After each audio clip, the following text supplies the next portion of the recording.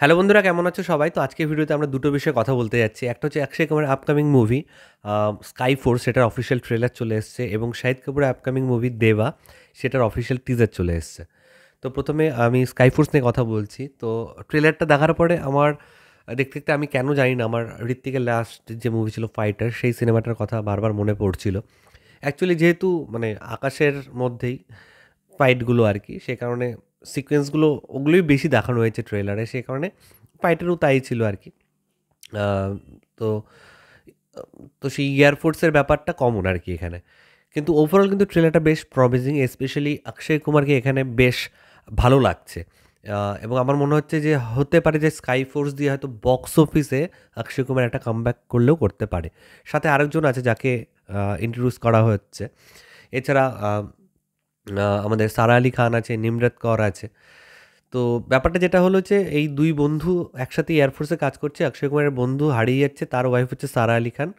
প্রথমে অক্ষয় কুমার নিজে একটু ইনিশিয়েটিভ নিয়ে খোঁজ করলেও বন্ধুটার, পরবর্তীতে সে হয়তো কাজে ব্যস্ত হয়ে গেছে। তো একটা ডায়লগ আমরা দেখতেও পাচ্ছি, সারা আলি খান বলছে হয়তো আপনারা তাকে ভুলে গেছেন, সেই কারণে আর তার কথা ভাবছেন না, তাকে ফিরিয়ে আনারও চেষ্টা করছেন না। তারপর হয়তো অক্ষয় কুমার আবার হয়তো সবাইকে রাজি করিয়ে আরেকটা নতুন মিশন কন্ডাক্ট করায় এবং তাকে খুঁজে আনার চেষ্টা করে, যদি সে বেঁচে থাকে। তো এটাই হয়তো ওভারঅল স্টোরি লাইন। সবথেকে বেশি গায়ে কাটা দিচ্ছিল ব্যাকগ্রাউন্ডে যখন লতা মঙ্গেশকরের গলায় "জো শহীদ হুয়ে হ্যায় উনকি যারা ইয়াদ করো কুরবানি", ওই যাই লাইনগুলো যখন বাজছিল না, সত্যি গায়ে কাটা দিচ্ছিল। এবং ওভারঅল মেকিং খুব ভালো। স্ত্রী যারা বানিয়েছে সেই মেকার্সরাই আছে, দীনেশ বিজন, অমর কৌশিক। তো মেকিংটা বেশ ভালো, এবং মনে হচ্ছে স্ক্রিন প্লেও ভালো হবে, কারণ তাদের সিনেমাতে আমরা দেখেছি যে স্ক্রিন প্লে খুব ভালো হয়। ভিএফএক্সের কাজ যদি বলি, একটা দুটো জায়গা ছাড়া ওভারঅল ভিএফএক্সের কাজ বেশ ভালো। একটা জায়গা আছে যেখানে এরোপ্লেন এরকম করে আসছে, সামনে একটা বোম ব্লাস্ট হচ্ছে, ওই জায়গাটা একটু অ্যানিমেশন অ্যানিমেশন ফিল হচ্ছে। বাকি ম্যাক্সিমাম জায়গাতে কিন্তু ভিএফএক্সের কাজ বেশ ভালো। ওভারঅল বিজিএম যেটা পাচ্ছে সেটা ভালো লাগছে, এবং যে প্লটটা আছে সেটা রিয়েল ট্রু ইনসিডেন্ট থেকে ইন্সপায়ার্ড। এবং অক্ষয় কুমারকে আমরা দেখেছি ট্রু ইভেন্টসের উপর কাজ বেশি করে অক্ষয় কুমার।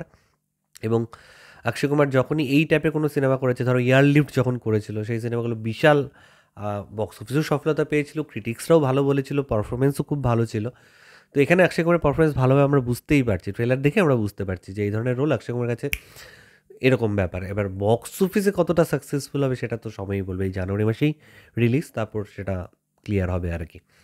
এটা ছিল স্কাই ফোর্স নিয়ে। এবার আসছি দেবা। দেবার টিজারটা যখন শুরু হলো না, মিউজিক হচ্ছে মিউজিক হচ্ছে ব্যাকগ্রাউন্ডে একদম বিট বাজছে, ঢাকটা ঢাক ঢাক ঢাক, ঢাকটা ঢাক ঢাক ঢাক। আমি বলছি আরে দেবাতে পুলিশ অফিসার এ নাচ করছে, কেমন একটা লাগছে। আচ্ছা, নাচ তো করে, কোন পুলিশ অফিসার করে না আজকালকার দিনে? সিংহামও নাচে, চুলুল পান্ডেও নাচে, সবাই নাচে। তো এরকম নাচছে হিপ হপ, কেমন একটা লাগছিল। ও বাবা!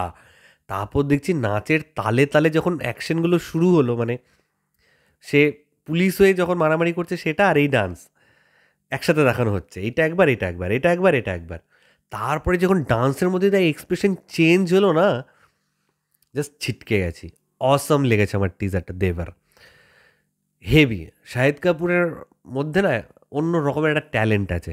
সে যে কোনো মানে ক্যারেক্টারকে এখান থেকে ওখানে পৌঁছে দিতে পারে। ও যদি পুরোপুরি ঢুকে যায় না সেটার ভেতর, এখান থেকে ওখানে নিয়ে চলে যাবে। সে আগে কিছু এদিক ওদিককার, ওগুলোকে আমি বলবো ফচকে সিনেমা আমার ভাষাতে, সেই টাইপের সিনেমা করে ভুল করেছে।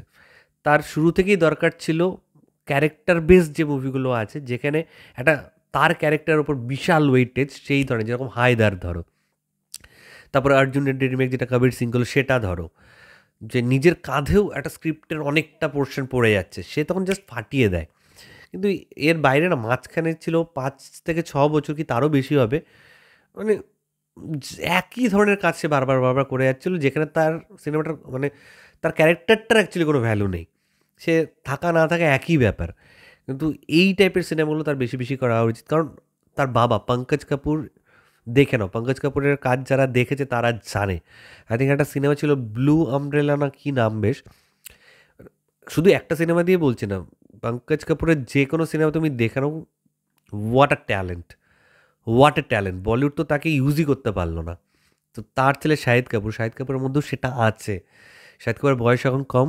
শাহিদ কাপুর কিন্তু আমার মনে হয় এখন থেকে তার লাইফ টাইমে যতগুলো মুভি করবে, 5টা মিনিমাম 5টা মাইলস্টোন অ্যাচিভ করা, যেটাকে আমরা মাস্টারপিস বলি, মাস্টারপিস মুভি দিতে পারে শাহিদ কাপুর। এত বড় ট্যালেন্টেড অ্যাক্টর, কিন্তু বলিউড তাকেও মানে খুব কম ডিরেক্টর বা মেকার্সরা আছে তাকে ইউজ করতে পারে প্রপারলি। তো এটাই তোমাদের সাথে শেয়ার করার ছিল স্কাই ফোর্স এবং দেবার অফিসিয়াল টিজার। তোমরা যারা দেখেছো নিচে কমেন্ট করে জানাও তোমাদের পার্সোনালি কার কেমন লেগেছে, আর যারা দেখোনি তারা প্লিজ গো অ্যান্ড ওয়াচ, তারপরে সেখানে কমেন্ট করে জানাও কার কেমন লেগেছে, এখানেও কমেন্ট করে জানাও তোমাদের কার কেমন লেগেছে। আমি কোথায় ঠিক বললাম ভুল বললাম, কারণ আমি যেটা বললাম পুরোপুরি আমার পার্সোনাল ওপিনিয়ন তোমাদের সাথে ফ্রি মাইন্ডে শেয়ার করলাম আর কি। তো আমার ভিডিওটা ভালো লেগে থাকলে লাইক, কমেন্ট আর শেয়ার করতে একদম ভুলবে না। নিচে যে রেড সাবস্ক্রাইব বাটনটা আছে সেখানে ক্লিক করো, পাশে একটা বেল আইকন আছে সেখানে ক্লিক করো, অল অপশনে ক্লিক করো। ঠিক আছে বন্ধুরা, ভালো থেকো সবাই, সাবধানে থেকো সবাই, love you all, take care.